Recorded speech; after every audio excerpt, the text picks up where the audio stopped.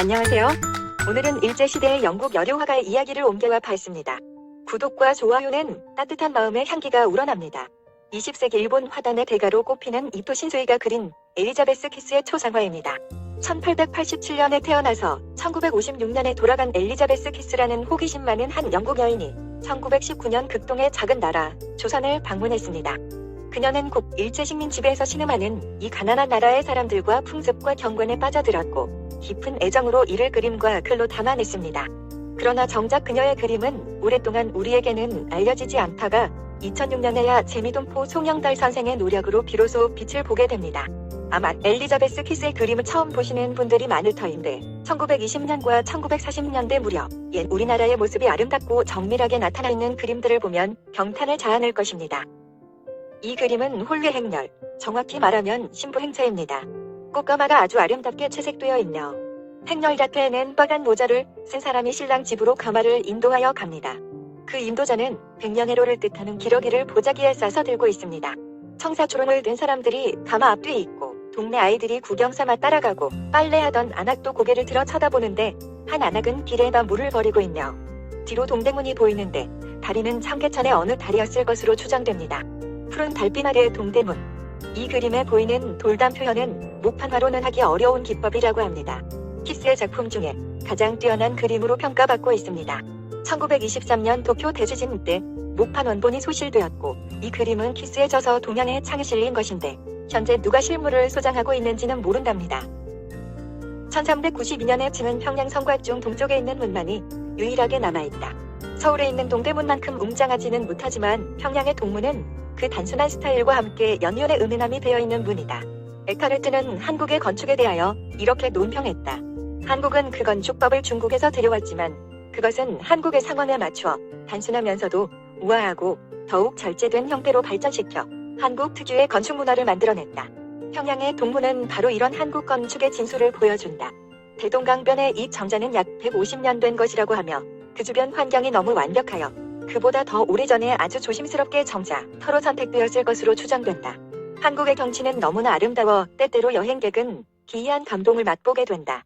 키스가 대동강변이라고 적고 있는 것처럼 이곳은 모란봉, 을미대, 부병로가 있는 근처인 듯 싶습니다. 내가 아무리 말해도 세상 사람들은 원산이 얼마나 아름다운 곳인지 알지 못할 것이다. 하늘의 별마저 새롭게 보이는 원산 어느 언덕에 올라서서 멀리 초가집 굴뚝에서 올라오는 연기를 보느라면 완전한 평화와 행복을 느낀다. 명사심리로 유명한 원산. 키스의 그림을 보니 과연 원산이 아름다운 곳임을 알겠습니다. 밤하늘의 별빛과 바다 위, 뱃불빛이 기막힙니다. 비교적 여유 있는 집이 내부 풍경이다. 이 그림을 그린 것은 여름이었는데 이 집이 가장은 사랑방이 아닌 대청에서 식사를 하고 있다. 한국에서는 남녀가 같은 식탁에서 식사를 하지 않으며 부인이 식사를 날라다 준다. 남자들이 기거하는 사랑방은 대문 가까이에 있다. 여자들이 기거하는 안채는 보이지 않는다. 가난한 사람의 집은 길가에 붙어 있을 수도 있지만 대부분의 집은 마당이 있고 부유한 집은 안채 앞마당까지 해서 마당이 둘이다. 한국 사람들은 방 안에서는 신발을 벗는다. 방바닥은 노란 장판지로 덮여 있는데 항상 반짝반짝 닦아놓고 있다. 사랑방 나무기둥에는 집에 연기가 자욱한 것은 즐거운 일이다라고 써있는데 그것은 부엌에서 나는 연기를 가리킨다. 맛있는 음식 냄새가 솔솔 밖으로 새어나온다. 주막은 추운 겨울날 먼 거리를 걸어가거나 무거운 짐을 나르는 시골 사람들에게 아주 인기 있는 곳이다. 이 집을 닮은 초라한 주막이 하나 더 있었는데 그 집 문 위에는 이렇게 쓰여 있었다. 달을 쳐다보는데 최고로 좋은 집이라는 간판에 높은 모자, 둥근 모자, 리본 달린 것, 세상 모자란 모자는 다 있습니다라고 써있다. 이 자그마한 모자 가게의 주인은 덩치가 큰 사람이었다. 하지만 주인은 어떻게든 공간을 만들어서 키가 큰 친구들까지도 가게 안에 다 들어오게 했다. 그들은 거기서 하루 종일 담배를 피우면서 이런저런 이야기를 다정하게 나눈다. 한국에서 모자는 중요하다. 학자는 특별한 모자, 그러니까 검은 말총으로 된 모자를 쓰는데 오로지 중국 고전을 다 읽은 사람만 쓸 수 있다. 총각은 약혼식에서 노란 지프로 만든 둥그런 모자를 쓴다. 결혼식 날에는 한 사람이 빨간 모자를 쓰고 손에는 백년해로와 신의의 상징인 기러기를 들고 간다. 이런 옛 풍습은 한국에서 차차 없어져 가고 있다. 하늘 천, 따지, 달월, 사랑은 후렴처럼 반복하는 소리가 담장 너머로 들려왔다. 여름 해는 따갑게 비치고 있었는데 서울 성문에서 멀지 않은 그 집은 대문을 활짝 열어놓고 있었다. 이것은 내가 서당 안을 슬쩍 들여다본 장면을 스케치한 것이다.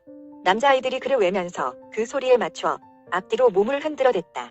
나이 많은 훈장은 실내용 모자를 쓰고 앉아서 마치 조각상처럼 미동도 하지 않았는데 어쩌면 마음속으로 아름다운 한시를 한 수 짓고 있었는지도 모른다. 사실 훈장은 조금도 학생들의 공부를 염려할 필요가 없다. 반장쯤 되어 보이는 아이가 긴 대나무 작대기를 들고 감시하고 있다가 학생의 외는 소리가 끊긴다거나 조는 듯한 동작을 보이면 곧바로 등이고 어디고 내려치기 때문이다. 그러면 어린 학생은 퍼뜩 정신을 차리면서 글을 읽는 소리가 조금 커졌다. 서울 동대문 밖에 있는 이 서당은 전쟁의 신을 위해서 지어진 것이라 한다. 노란색의 작은 지붕 밑에 나무로 깎은 시커먼 조각상은 약 300여 년 전 임진왜란 때 한국을 지켜주었다고 믿어지는 중국 장군의 영혼을 기념하기 위해서 만든 것이라 한다. 사당은 이상한 모양의 조각상들로 꽉 차 있었고 내부는 어두컴컴하였다. 얇고 가벼운 치마를 입고 땅에 납작 엎드려 연불하는 여인들은 마치 깊고 어두운 숲속에 떨어진 꽃잎처럼 보였다. 여기서 말하는 사당은 지금도 동대문 인근에 있는 관제노를 말합니다. 동묘라고도 하고 관원장을 모시고 있죠. 이 그림의 흰 부처는 현재 서울 홍은동 보도각에 있는 백불입니다. 14세기에 만들어진 것으로 추정되며 서울시 무형문화재로 지정되어 있습니다. 전형적인 한국 시골의 두 노인이다. 한국에서는 남자들이 장기를 두는 모습을 흔히 볼 수 있는데 때로는 길가에 앉아서도 한다. 한국에는 놀이가 여러 가지가 있지만 내가 보기엔 여자들에겐 그네 뛰기가 유일한 놀이이다. 그들은 우리 스코틀랜드 여자들보다 훨씬 높이 그네를 탄다. 그네 타는 여자들은 자리에 앉아서 타는 것이 아니라 일어서서 탄다. 그네는 대개 소나무에 줄을 맨 것이지만 때로는 벽돌로 세운 기둥에 매기도 한다. 그네는 이런저런 명절에 타기도 하지만 주로 봄에 타는 듯하다. 서울은 연 날리기에 최고로 좋은 도시이다. 연 날리는 철이 돌아오면 어느 날 갑자기 하늘이 온통 형형색색의 연으로 뒤덮인다. 웬만한 가게에서는 각종 크기의 연을 파는데 값도 싸서 어떤 것은 불과 1점밖에 하지 않는다. 여기에 그려본 것은 전형적인 아이들의 연 날리는 모습이다. 키스는 자신의 처서 동양의 창에서 정월 초하루 인설은 한국 최대의 명절이다. 이날은 남녀노소를 막론하고 누구나 제일 좋은 옷으로 갈아입고 나들이를 한다라고 썼습니다.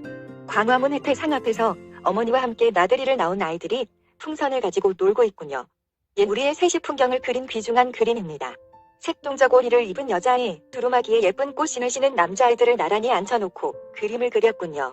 키스의 초기작 중 하나인데 이 그림에 대한 기록은 없지만 아이들이 설빔 차림을 한 것 같군요. 아이들의 의상은 그 디자인에 있어서 부모나 조부모가 입는 옷과 다를 바가 별로 없으나 색깔이 더 다양하다. 어린 여자아이들은 분홍장미 색깔의 넓은 치마를 발목까지 내려오게 입고 어린 남자아이들도 같은 색깔의 옷을 입는다. 조금 큰 남자아이들의 바지는 어른들과 마찬가지로 통이 넓고 발목까지 온다. 갓난아기들의 저고리에는 색동 소매가 달려있다. 한국인의 풍습을 흥미를 가지고 관찰한 키스는 결혼식 장면을 여러 장 그렸습니다. 혹 그보다는 미혼이었기 때문에 결혼식에 더 흥미가 있었을지도 모르죠. 한 번은 신부 행렬을 보려고 급히 따라가다가 물에 빠진 일도 있었다고 합니다. 이 그림에는 아이 어른 다 합하면 20여 명이 넘는 사람들이 흥겹게 잔치를 치르는 모습이 잘 표현되어 있습니다. 한국에서 제일 비극적인 존재, 한국의 신부는 결혼식 날 꼼짝 못하고 앉아서 보지도 먹지도 못한다. 예전에는 눈에다 한지를 붙이기도 했다고 한다. 신부는 결혼식 날 발이 흙에 닿으면 안 되기 때문에 가족이 들어다가 자리에 앉힌다. 얼굴에는 하얀 분칠을 하고 뺨 양쪽과 이마에는 빨간 점을 찍었다. 입술에는 연지도 발랐다. 잔치가 벌어져 모든 사람들이 맛있는 음식을 먹고 즐기지만 신부는 자기 앞에 음식을 절대로 먹어서는 안 된다. 때로는 과일즙을 입안에 넣어주기도 하지만 입술 연지가 번지지 않도록 조심해야 한다.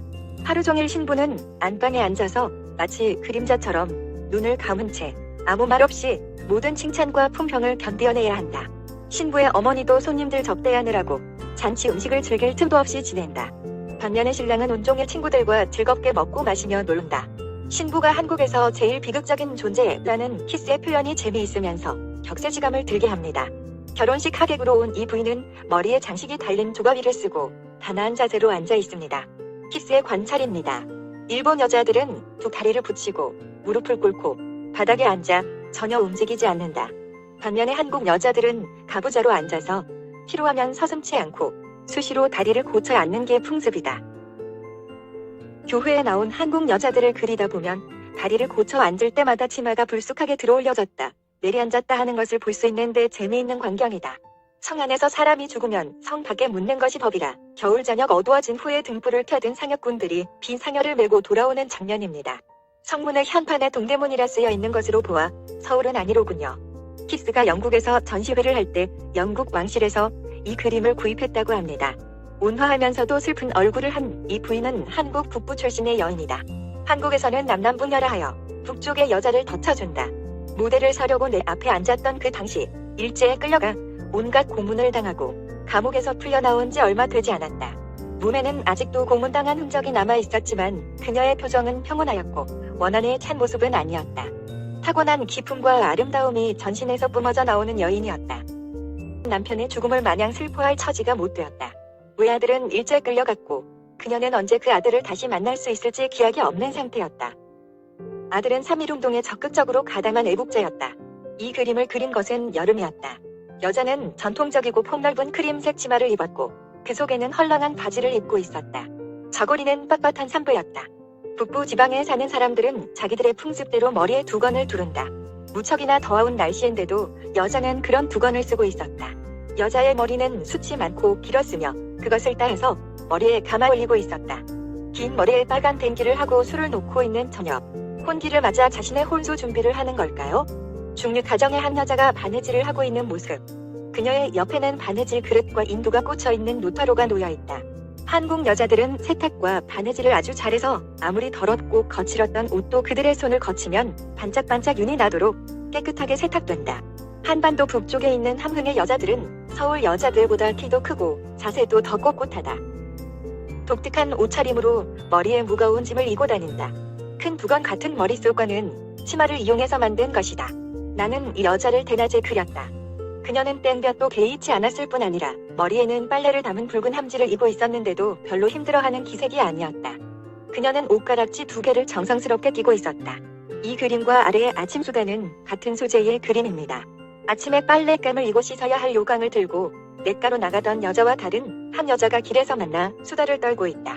머릿수건을 기술적으로 두르는 것이 풍습이며 어떤 때는 치마나 아이들 옷으로 머리를 둘러싸기도 한다. 치마는 풍선처럼 넓게 퍼져 있고 저고리는 무척 짧다. 중학층 계급에 속하는 한국 남자의 전형적인 모습이다. 추운 겨울이라 머리에는 덜이 안으로 달린 안가위를 쓰고 그 위에 말총으로 만든 갓을 쓰고 있다. 하얀 무명옷에는 솜을 넣어 방한을 하고 있다. 이 선비는 원산 사람이다. 그가 입고 있는 전통적인 선비 의상은 800여 년 전부터 내려오던 것이고 모자도 옛날식이다. 그가 들고 있는 막대기는 끝 부분이 백옥으로 단장되어 있었고 복장과 잘 어울렸다. 선비는 그 부분이 잘 보이도록 막대기를 들고 있었다. 그의 옷고름은 연홍색 비단이고 옷은 엷은 옥색이었는데 까만 단하고 훌륭한 색깔의 조화를 이루었다. 이 나이 많은 한국 선비와 얼굴을 대한다는 것은 즐거운 일이었다. 그의 표정에서 좋은 가정교육, 자기절제, 인자한 부드러움 등을 읽을 수가 있었다. 그의 매너는 은근하면서도 정중했다. 그는 속세의 근심을 떠나 별천지에서 논이는 사람이라는 인상을 주었다. 이 청년은 자기의 아버지, 할아버지가 입궐할 때 입었던 관복을 입고 있다. 붉은색의 겉옷 밑에는 파란색 옷을 입고 있었고 백색 옥돌이 들어있는 자그마한 주머니를 달고 있어서 걸을 때마다 배옥 소리가 낭낭했다. 거북이 등과 가죽으로 만든 허리띠는 꼭 매게 되어 있는 것이 아니고 허리 위로 둥그렇게 두르도록 되어 있었다. 앞으로 내리매의 풀어내는 금으로 된 단추가 2개 있었는데 그것은 관직 등급을 보여주는 표시였다. 모자는 말총으로 만들어졌는데 금색 칠을 했고 신발은 널쩍하고 코끝이 뭉툭해서 발이 작아 보인다. 이 처녀는 지체 높은 집안의 교수에게 어울리는 복장을 하고 있다. 그녀의 아버지는 암살된 명성황후의 친척이다. 나는 그녀를 고풍스러운 병풍 앞에 세워왔고 예쁜 신발을 그리고 싶어서 비록 실내이지만 일부러 신발을 신게 하였다. 그녀의 아버지는 프랑스의 외교사절로 파견된 최초이자 최후의 인물이었다. 또 그는 내가 만난 최초의 한국 양반이었다. 그는 하얀색 옷을 입고 있었고 크림색의 얇은 천으로 된 두루마기를 입고 있었다. 그의 하얀 버선은 발에 아주 잘 맞았다. 만약 내가 시인이었더라면 그의 멋진 발을 노래하는 시를 지었으리라. 훗날 나는 결혼하여 어린 딸을 둔 이 여자를 다시 만났는데 그 모녀에게서 그 아버지의 우함이나 온화함은 찾아볼 수가 없었다. 이 여자는 영어를 잘하고 꽤 똑똑해 보였다. 나는 그녀가 좋은 배필을 만난 듯해 기뻤다.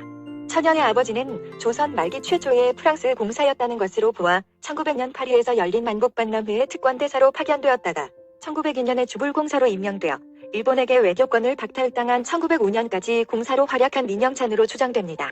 민영찬은 국권을 빼앗긴 것을 분이 여겨 자결한 충정공 민영헌의 동생입니다.